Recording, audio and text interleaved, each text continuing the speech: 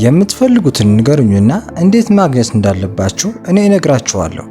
ዋናው ነገር ግባችሁን ማሳካት ሳይሆን ግባችሁ ለይታችሁ አውቃችሁ መመስረታችሁ ነው። አንድ መርከብ መዳረሻዋ ሳታቅ ከወደብ መቼም ቢሆን ንቅንቅ አትልም። እግር ኳሱም ቢሆን ጎል ባይኖረው ኖሮ እግር ኳስ አይሆንም ነበረ። እያንዳንዱ ቢዝነስ ምክንያት አድርጎ የሚንቀሳቀስበት የሆነ ዓላማ አለው። እያንዳንዱ ጨዋታም በምክንያት ነው። ወደ ኋላ መለስ ብለን ወደ መርከቡ ምሳሌ እንሄድ። ወደ መርከቡ ጫፍ ጋር ጠጋ ብላችሁ ካፒቴንን ወዴት ነው እየሄድን ያለነው ብላችሁ ብትጠይቁት በእርግጠኝነት ወዲያውኑ በአንድ መስመር በአንድ አረፍተ ነገር ብቻ ሊነግራችሁ ይችላል። ቀጣይ መዳረሻውን፣ ከዛ በኋላም ሊሄድበት ያሰበበትን ቦታና አጠቃላይ ጉዞውን። የሚሄድበትን ቦታ መጥራት ብቻ ሳይሆን የቱ ጋር እንደሚገኝም ጥርት አድርጎ ያውቃል። አእምሮ ውስጥ ምንም አይነት ማመንታት የለም። እናንተስ የራሳችሁ መዳረሻ መናገር ትችላላችሁ። ልክ እንደ ካፒቴኑ በአንድ አረፍተ ነገር ወዲያውኑ ነው። ካፒቴኑ በአንድ ጊዜ አንድ ወደብ ጋር ብቻ መድረስ እንዳለበትና በአንድ ጊዜ አንድ ወደብ ጋር ብቻ መድረስ እንደሚችልም ያውቀዋል። በአንዴ ሁለት ወደብ ጋር ሊድረስ አይልም፣ ምክንያቱም በፍጹም የሆነ ነገር ስላልሆነ። በተጨማሪም ምን ያውቃል ብላችሁ ከጠየቃችሁኝ ወደ መዳረሻው በሚሄድበት ጉዞ ላይ 99 በሚሆነው ሰዓት ለሱ ባዶ ነው። ምንም የሚታየው ነገር የለም። ፊትም ሲያዩ ውሃ ነው፣ ከጎን ሲያዩም ውሃ ነው፣ ከጀርባውም እንደዛው። እንደዛ ቢሆኑ እንኳን ግን ካፒቴኑን የሚሄድበትን ቦታ ያውቃል። መዳረሻውም እንደቀረበ በደንብ ያውቃል። በየቀኑ ጠዋት እየተነሳ በመስኮቱ በኩል ያንን ውሃ እየተመለከተ ሊሄድ ይችላል። አንድ ጠዋት ላይ ሲነሳ ግን የመዳረሻውን ወደብ ይመለከታል።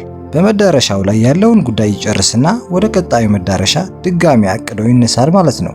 ሕይወቱ ሙሉ ያ መርከበኛ ከአንድ መዳረሻ ወደ ሌላ መዳረሻ እንዲህ እያለ ከስኬት ላይ ስኬትን እየደራረበ እንደሚሄድ ሰው ይሆናል። በአንድ ጊዜ በአንድ መዳረሻ ላይ መድረስ እንደሚችል ብቻ የተገነዘበ ካፒቴን ዓመቱ ሙሉ አንድ በአንድ እያለ ብዙ መዳረሻዎችን ሊያጥለቀልቅ ይችላል። ችግሮች ይኖራሉ። አዎ፣ በደንብ ብዙ ችግሮች ይኖራሉ። ማዕበሎች ያጋጥሙታል። በዛ ጥልቅ የሆነ ባህር ላይ እየተንሳፈፈ ማለፉ አይቀርም። ችግሮቹ እየፈታ ይሄዳል ማለት ነው። የሰው ፍጥረቶችም ሕይወታቸውን በሚኖርበት መንገድ በዚህ ቢሆን ትርጉም ያለውና ጣፋጭ ሕይወትን ሊኖሩ ይችላሉ። አብዛኞቻቸው ግን ራዳር እንደሌላት መርከብ ናቸው። ነፋሱ በወሰዳቸው መንገድ እየተንሳፈፉ ይሄዳሉ። ነፋሱም እሱ በሚፈልግበት መንገድ እየወሰዳቸው ባለበት ሰዓት ላይ የእነሱ ተስፋቸው በጣም ውብ የሆነ መዳረሻ ላይ ለመድረስና ጣፋጭ የሆነ ጊዜን ለማሳለፍ ነው። ነገር ግን እንደሚታወቀው የወደቡ መግቢያ በጣም ቀጭን ነው። መርከቡ በደንብ እየታየና እየተመራ ካልሆነ በዛች በቀጭን መንገድ ውስጥ ሊገባ አይችልም። ስለዚህ ያለ ራዳር የሚሄዱ መርከቦች በነፋሱ ግፊት ብቻ ወዴት ሊሄዱ እንደሚችሉ አስቡ። አይደለም ወደ ወደቡ ሊጠጉ አካባቢው ላይ ሁላ ሊደርሱ አይችሉም። እዚህ ዓለም ላይ ራዳር እንደሌላት መርከብ የሚኖሩ በጣም ብዙ አይነት ሰዎች አሉ። የህይወታቸው ዕጣ ፈንታ በሁኔታዎች ላይ የተመሰረተ ይመስላቸዋል። በእድል በዕጣ ፈንታና በአጉል እምነት ያምናሉ። ህይወቱን በምናውቃቸው ሰዎች እንጂ በምናውቀው ነገር አይደለም ብለው ይኖራሉ። ስለዚህ ይሄ ሁሉ ወደ አንድ ጥያቄ ያመራኛል። አሁን ዛሬ፣ ትናንትና፣ ነገ እየሰራችሁ ያለው ስራ ለምንድን ነው? ይህንን ምክንያት በአንድ አረፍተ ነገር ልትጽፉት ትችላላችሁ። ጥርትና ግልጽ ያለው ግባችሁንስ ልታሰፍሩት ትችላላችሁ።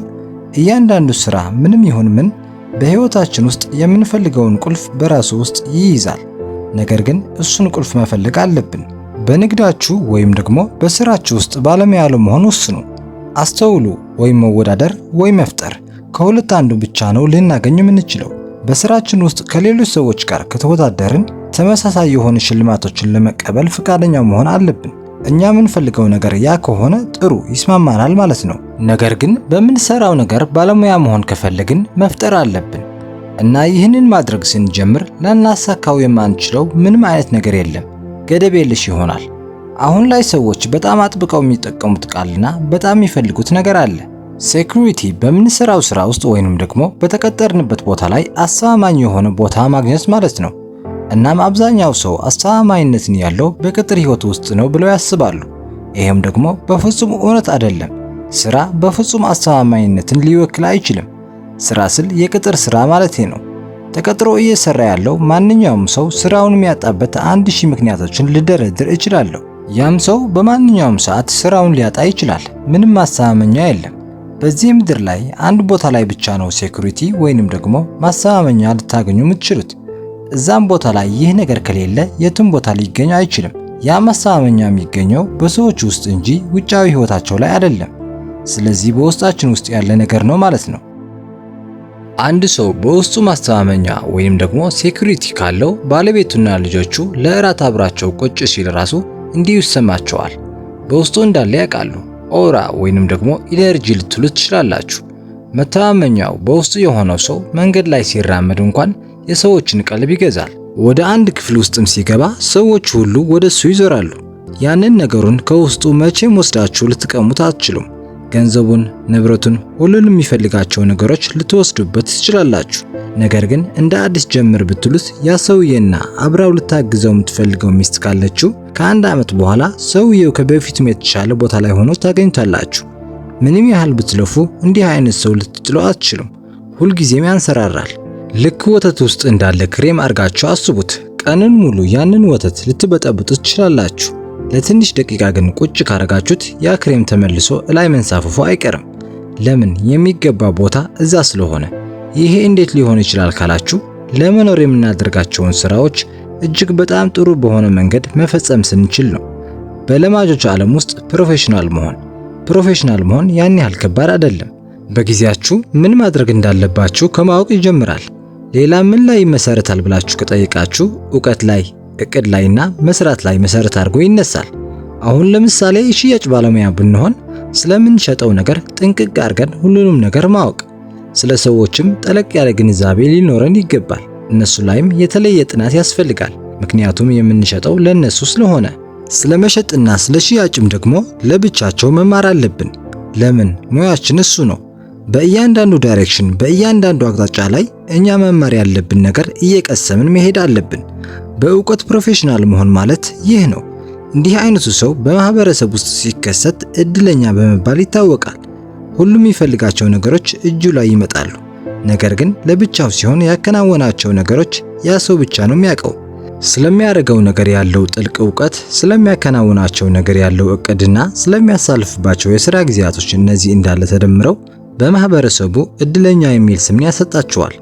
ግባችሁን ጥርት አድርጋችሁ የማስቀመጥን ጥቅም ምን ያህል ጠቃሚ እንደሆነ እኔ ከምለው ነገር ልትረዱ አትችሉ። ግልጽና ጥርት ባለመልኩ ግባችሁን ልታስረዱ ወይንም ደግሞ ልትጽፉ ይገባል። የምትፈልጉት የሚያምር ቤት ውስጥ መኖር ከሆነ የቤቱን ፕላን አሰርታችሁ ወይንም ደግሞ ፎቶውን ሁሉ ጊዜ ከራሳችሁ ጋር በማድረግ በማንኛውም ሰዓት ገለጥ እያደረጋችሁ ማየታችሁን እንዳትዘነጉ። ማግኘት የምትፈልጉት ተጨማሪ ብር ከሆነ ምን ያህል ብር እንደምትፈልጉ ለቀጣዩ ዓመት ከነሳንቲሙ ብትናርጋችሁ ጻፉ። ያንንም ገንዘብ ለማግኘት የሚረዳችሁን እቅድ እናንተ እንደምትፈልጉት አድርጋችሁ ልታወጡ ትችላላችሁ። ግን መዘንጋት የሌለባችሁ ነገር ግልጽና በጣም ጥርት ያለ እቅድ መሆን አለበት። ከዛ በኋላ ልክ ረዳር እንዳላት መርከብ በየመዳረሻዎቻችሁ በየወደቦቻችሁ እያረፋችሁ ከአንድ ስኬት ወደ ሌላ ስኬት ቀልድ በሚመስል መልኩ እየተሸጋገራችሁ ትሄዳላችሁ። የዛን ጊዜ በማህበረሰቡ ውስጥ ስማችሁ ምን ይሆናል? አሃ እከሌ እኮ እድለኛ ነው፣ አጋጣሚዎችን ፈልጎ እያገኘ ስለሆነ አጋጣሚዎች ናቸው ስኬታማ ያደርጉት ትባላላችሁ። ከመጋረጃ ጀርባ ግን ሙሉ ስራውን እናንተ ከቤታችሁ ውስጥ ሆናችሁ ጨርሳችኋል። ሰዎች ግን የሚመለከቱት የእናንተ ውጤት ወይንም ደግሞ ስኬታችሁን ነው። ኤርል ናይቲንጌል አሜሪካዊ ሬዲዮስትና ደራሲ። እስከ መጨረሻው ድረስ ስለተከታተላችሁኝ አመሰግናለሁ። ቻው።